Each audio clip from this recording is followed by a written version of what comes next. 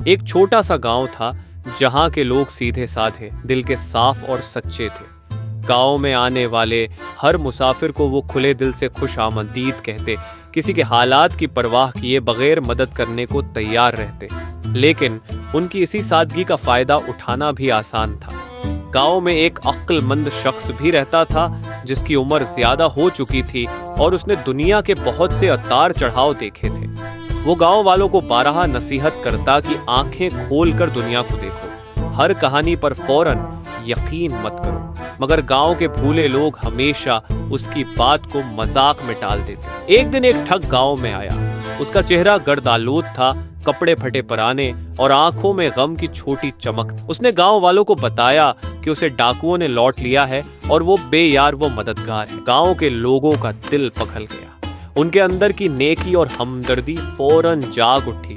انہوں نے اس کے لیے کھانا پکایا، رہنے کے لیے جگہ دی اور خوب خدمت کی۔ ٹھگ کو یہ جان کر بہت خوشی ہوئی کہ یہ لوگ کتنے بھولے اور آسانی سے دھوکا کھانے والے ہیں۔ چند دنوں بعد ٹھگ نے گاؤں والوں کو اپنی مکاری سے دھوکا دینے کا منصوبہ بنایا۔ وہ بڑی معصومیت سے بولا، اگر مجھے ایک کلہاڑی مل جائے تو میں جنگل سے لکڑیاں کاٹ کر اپنا گزارا کر سکوں گا اور آپ پر مزید بوجھ نہ بنوں گا۔ لوگوں نے فوراً اسے کلہاڑی دے دی۔ ٹھگ جنگل گیا، لیکن لکڑیاں کاٹنے کے بجائے ایک درخت کے نیچے آرام سے بیٹھ گیا۔ شام کو جب وہ واپس آیا تو لوگوں سے بولا، ایک درخت نے مجھ سے بات کی ہے۔ اس نے کہا کہ اگر میں اس کے تنے میں کچھ رقم رکھوں تو صبح وہ دگنی ہو جائے گی۔ لوگوں نے حیرانی اور خوشی سے اس کی بات سن کر فوراً یقین کر لیا۔ وہ سوچنے لگے کہ ان کی دولت دگنی ہو سکتی ہے اور انہوں نے مل جل کر کچھ رقم جمع کی اور ٹھگ کی ہدایت پر درخت کے پاس رکھ دی۔ ٹھگ رات کو چپکے سے آیا، رقم اٹھائی اور اگلی صبح وہی رقم دگنی کر کے وہاں رکھ دی۔ جب صبح لوگ وہاں پہنچے تو انہیں واقعی دگنی رقم ملی اور وہ خوشی سے نہال ہو گئے۔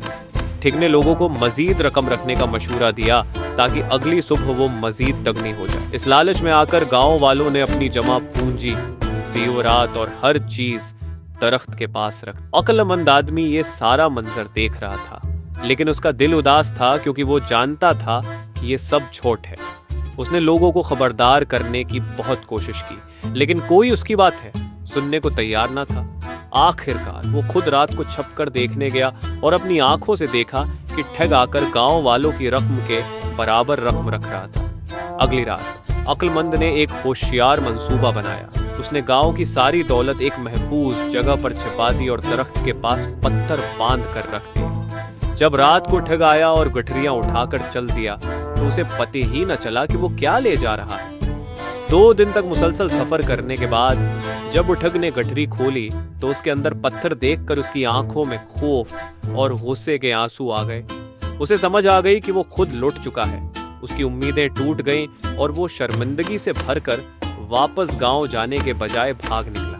گاؤں والے جب اپنی دولت کے غائب ہونے کی خبر سن کر خوفزدہ اور پریشان ہوئے تو عقل مند نے انہیں ساری حقیقت بتائی اور ان کی رقمیں واپس کر دی۔ یہ سن کر لوگ حیران بھی ہوئے اور شرمندہ بھی کہ وہ کیسے ایک دھوکہ باز کے جھانسے میں آ گئے تھے۔ عقل مند کی عقل اور دوران دیشی نے انہیں بڑے نقصان سے بچا لیا تھا۔ اس کے بعد گاؤں والے عقل مند کی نصیحتوں کو سنجیدگی سے لینے لگے اور اس کی عزت کرنے لگے۔ جب بھی کوئی مشکل یا فیصلہ درپیش ہوتا وہ سب سے پہلے اس عقل مند کے پاس مشورے کے لیے آتے۔